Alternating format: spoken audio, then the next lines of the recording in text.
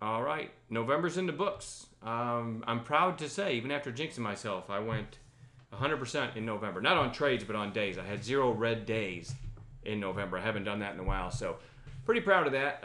Market's super strong. It's almost looking parabolic to the upside here, so you know you want to be careful out there. But anyway, all-time high seems like almost every day. Really nice day today in the chat room. Let's go into the watch list for tomorrow. This is a little bit obscure, but you know what? CVO three sessions ago went from 77 cents to $1.60. So I would like this more if these two red candles were kind of hanging out here and then here, right? Hovering like a nice flag. I like it less because you're close to almost a round trip from where it started, but we haven't gotten there yet. And if this can turn back up tomorrow, it just might like give a nice setup and then rip through the whole number $1, and then people start piling in saying, oh, here goes CVO again. So I do want to have it on a chart for that reason. EKSO, another red day today, right down into the 20-day. After a move from $1 to over 450, I think this pullback on smaller volume into the 20-day, absolutely worth watching for a bounce tomorrow. BITA, I just, whenever I start putting something on watch for a bounce play, and we were watching around the 200-day, and you got like a 1-day bounce, now you're 3 days lower again, you are at some support. It's like, this isn't proper English, but I can't not keep it on watch until I maybe see a decent bounce. Now, I haven't been trading this at all. I think I took one trade in it this whole time and ended up with a small gain on part of it and a small loss on the rest of it. So I haven't done anything really green or red on this thing, but I'm going to keep it on watch now until it gives me a setup I'm looking for, or until just something it becomes untradeable. But I think it's still worth watching. All right. Already spent too much time on that one. PZRX, again, you had a really nice move from like 60 cents to almost $1.60, then a lower high, and then today an inside day again. I still like this one hanging out around $1. It might give a low risk bounce play setup tomorrow. OSTK, just an oversold stock, and I'll show you an example of that from today, why I have these on watch, right? Something that's really beaten up, you can get a nice snapback bounce. As a matter of fact, I will give you the example. I'll do it right now. XNet. Remember I had XNet on watch? I thought, hey, if you watched the video last night, I said, and this is what it looked like going into today. I said, hey, this thing is way oversold. I think we get a nice snapback bounce. Well, there's what it did today. It actually did my favorite thing and gapped down.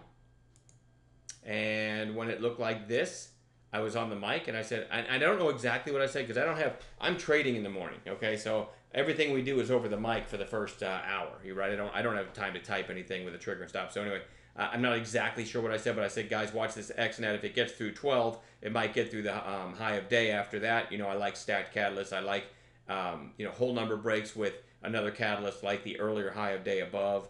And so I said something to the effect of, guys, if this gets through 12, it might get through the high of day and squeeze. And that's exactly what happened. Now, on the results page, the only official call I made where I said, here's a trigger, here's a stop, was right when it looked like this. I said, I like this back through 14 with like a 25-cent stop. Might take out this high of 14.05 and then the earlier high of day of 14.20. Again, stacked catalyst. So I liked it over this little flag, over 14, and you can see what happened. It ended up, doesn't look like much, but in a little over 5 minutes, it went 68 cents. If you're a day trader, there's plenty of money to be made there, and actually went up eventually 88 cents from the idea before kind of rolling over at the end of the day. So there's an example of why I have beaten up stocks like this OSTK on the daily chart, so we might get a low risk setup, which we actually had two really nice setups in what the heck was I just showing you? XNet, sorry. All right, so MICT, you had this huge move, nice secondary move, and then back to actually hit the 20-day today, pierced $1, but closing at its high. So I want to watch that for a follow-through of that bounce tomorrow. CERC had a quiet inside day after a big spike here. Red day, another big spike, another inside day, so we're going to watch that one. Riot was on watch today. I don't think I made an official call on this, but I mentioned this flag right here. I think I typed out even over 1340. This is interesting because you still had the half and then a high of day break possible, and you can see what happened. It ended up, but again, I didn't give an official trigger and stop, so I won't put it on the results page, but if you were in the chat room, you might have got involved in that over 40 or over the half, and it moved up nicely from there. It's back on the watch list because, these blockchain plays, had a huge move, then a huge down move, and then a lot of them closed green today, which I'll show you a couple more here in a sec. So I want to watch that for a continuation of the bounce tomorrow. PTI had a nice pop yesterday and a quiet inside day. That one goes on watch. MARA, another just like that, Riot, kind of a blockchain in that space, closing green above its open, so we'll see. These are all kind of weird charts. DPW, sort of the same thing. EGLE. I don't know what. I meant to type EGLT, I'll bet you. I knew I wasn't. Yeah, EGLT. I got my notes wrong. Let me fix that real quick. All right, so EGLT it's kind of got a little tight daily flag here with another catalyst above, right? You hear me talk about stacked catalysts all the time. The high of this day was 157. If you get over this flag, over 137-ish, you might test and maybe even break out through this high. So I do want to watch EGLT. And then lastly, ARDM. Got a big spike today, but closed about in the middle of its range. Maybe a red to green in that one tomorrow. We'll find some gappers as well. Don't forget to go to our member page, or not our member page, just our website, and get yourself on our email list. And then you'll be able to get access to the registration form for our happy hour. I'm trying to, as I'm babbling here, bear with me one second.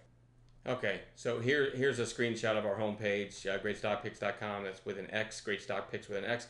You just scroll down here and put in your email address, and you'll get and submit it, and you'll get added to our email list. Or you could just, if you want to use the contact form, shoot me an email, and I'll try to get you out the registration form. This is what we're talking about. We have fun with these. This isn't something where you have to pay to get in. And we do try to throw some educational stuff. We always do a Q&A for newer traders that are interested.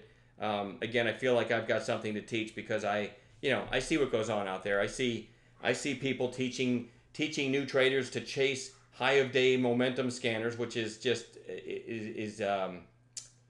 a pretty quick way to end your trading career before you ever have a chance to get it started. Some of these guys have a course, and then all of their trading is based on buying off the high of day momentum scanner, but yet they teach a course. I can't even get my head around how a course can teach you to chase stocks from a scanner. That is not a repeatable, viable, and long-term low-risk strategy. All right, it's a great way to end your career before you have a chance to get started.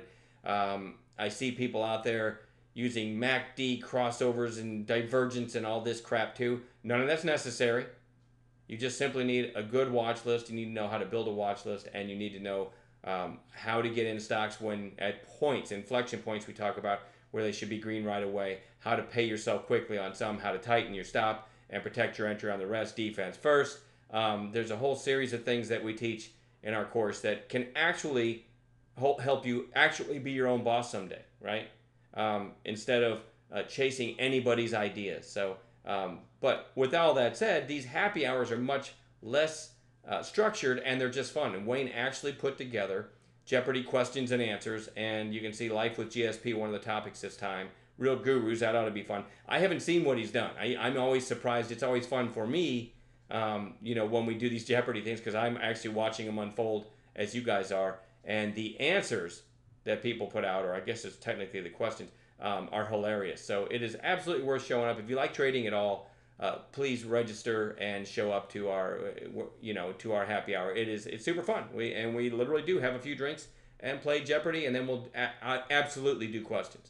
But I highly recommend it. It's a good time, and it shows you that we don't take ourselves too seriously in the after hours. All right. All right. So anyway, ARDM is the last one I'm watching, and we'll add gappers as well in the pre-market. I'm going to quit babbling. I hope to see everybody tomorrow. Have a good night.